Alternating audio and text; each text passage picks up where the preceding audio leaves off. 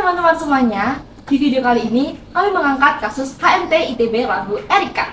Tujuan kami membuat video ini untuk pemenuhan nilai ETS. Saya Kartika Febrianti dengan NP 243251028 dan rekan saya Hadidah Sabita dengan NRP 243251056 dan saya Almira Rahma Amani dengan NRP 243251062. Baru-baru ini, media sosial dihebohkan dengan viralnya penampilan Orkes Semi Dangdut HMT ITB yang membawakan lagu berjudul Erika.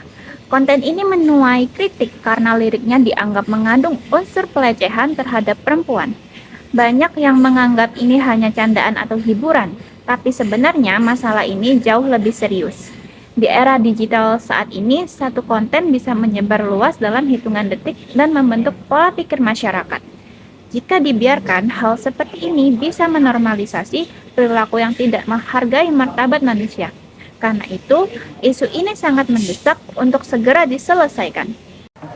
Pemirsa, jagat media sosial kembali dihebohkan dengan unggahan video penampilan Orkes Semi Dangdut Himpunan Mahasiswa Tambang Institut Teknologi Bandung ITB. Video tersebut menuai kecaman lantaran lirik lagu yang dibawakan dinilai mengandung unsur pelecehan terhadap perempuan.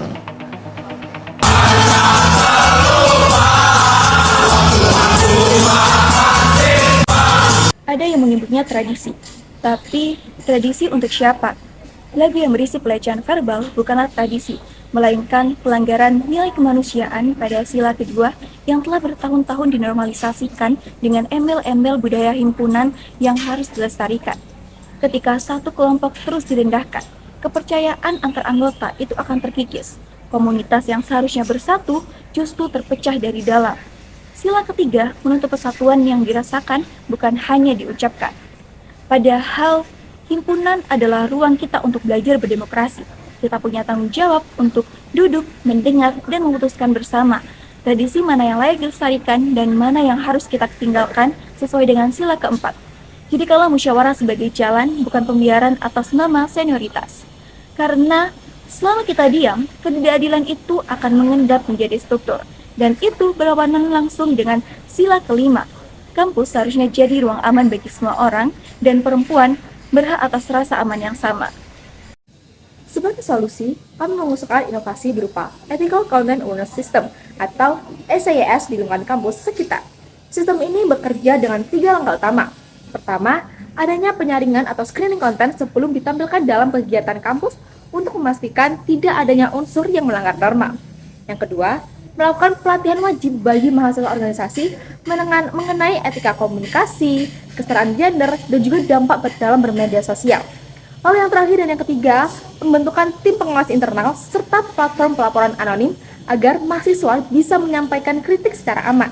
Dengan sistem ini, diharapkannya setiap konten yang diproduksi mahasiswa atau institut menjadi lebih bertanggung jawab dan juga beretika. Kita tidak hanya mencegah kasus yang serupa, tapi kita juga bisa membangun budaya kampus yang lebih sadar, inklusif, dan juga beradab. Karena pada akhirnya, kebebasan dalam berekspresi itu harus berjalan sesuai beriringan dengan tanggung jawab sosial.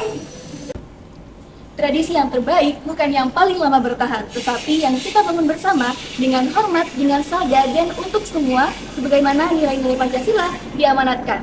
Mulai dari kita, mulai sekarang. Jadi melalui kasus ini kita bisa menyimpulkan bahwa kita harus bergerak dalam menangani kasus yang ada dengan menerapkan nilai-nilai Pancasila dalam setiap landasan di setiap tindakan kita.